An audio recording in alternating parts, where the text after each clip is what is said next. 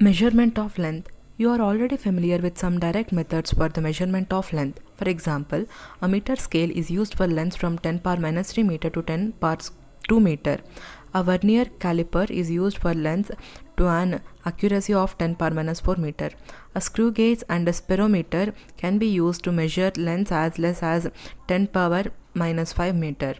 To measure lengths beyond these ranges, we make use of some special indirect methods. Measurement of large distances.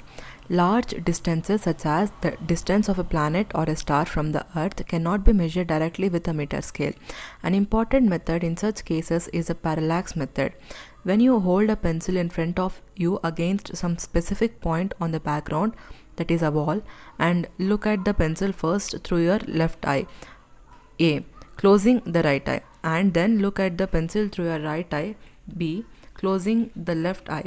You would notice that the position of the pencil seems to change with respect to the point on the wall. This is called parallax. The distance between the 2 points of observation is called the basis. In this example, the basis is distance between the eyes.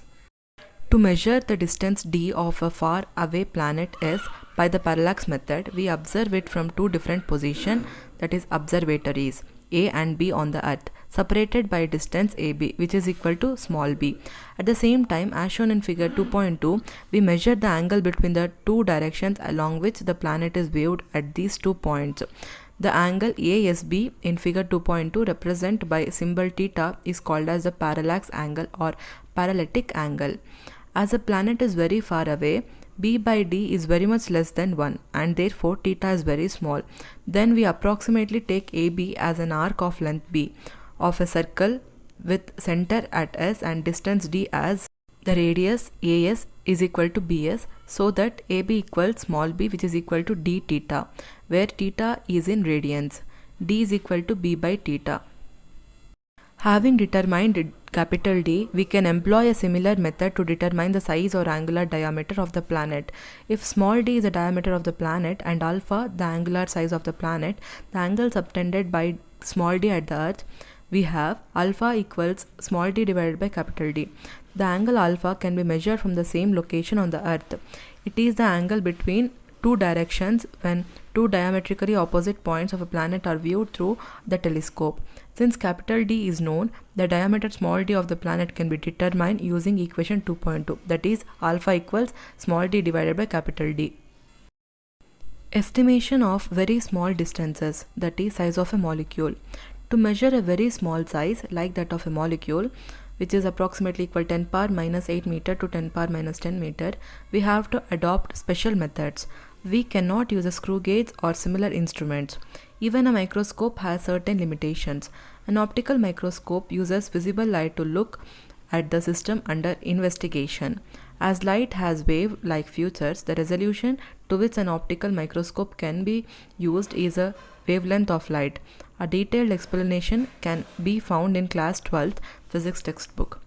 For visible light, the range of wavelength is from about 4000 angstrom to 7000 angstrom. 1 angstrom equals 10 power minus 10 meter. Hence, an optical microscope cannot resolve particles with sizes smaller than this. Instead of visible light, we can use an electron beam. Electron beams can be focused by properly designed electric and magnetic fields. The resolution of such an electron microscope is limited finally by the fact that electrons cannot behave as waves. You will learn more about this in class 12th. The wavelength of an electron can be as small as fraction of an angstrom. Such electron microscopes with a resolution of 0.6 angstrom have been built. They can almost resolve atoms and molecules in a material. In recent times, tunneling microscopy has been developed, in which again the limit of resolution is better than an angstrom. It is possible to estimate the sizes of molecules. A simple method for estimating the molecular size of oleic acid is given below. Oleic acid is a soapy liquid with large molecular size of the order of 10 power minus 9 meter. The idea is to first form monomolecular layer of oleic acid on water surface.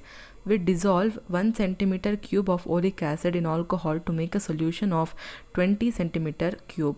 Then we take 1 centimeter cube of this solution and dilute it to 20 centimeter cube using alcohol. So the concentration of the solution is equal to 1 divided by 20 into 20 centimeter cube of oleic acid per centimeter cube of solution.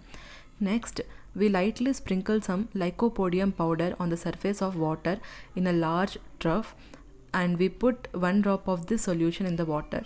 The oleic acid drop spreads into a thin, large and roughly circular film of molecular thickness on the water surface. Then we quickly measure the diameter of the thin film to get its area A. Suppose we have dropped n drops in the water. Initially, we determine the approximate volume of each drop V centimeter cube. Volume of n drops of solution equals n into V centimeter cube. Amount of oleic acid in this solution equals n into V into 1 by 20 into 20 centimeter cube. This solution of oleic acid spreads very fast on the surface of water and forms a very thin layer of thickness T.